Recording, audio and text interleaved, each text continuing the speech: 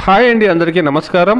ఈ వీడియోలో మనం కోలార్ మార్కెట్లో ఈరోజు ఇప్పటివరకు జరిగినటువంటి యాక్షన్ ప్రకారం టాప్ రేట్లు ఏ విధంగా పడిందో తెలుసుకుందాం. ముందుగా ఈరోజు స్టాక్ సమాచారానికి వస్తే కనుక స్టాక్ అనేది తక్కువగానే వచ్చిందండి. అన్ని మండీల్లో చూస్తే కనుక స్టాక్ అనేది చాలా వరకు తక్కువగానే ఉంది. స్టాక్ లో ఎటువంటి పెరుగుదల అనేది లేదండి.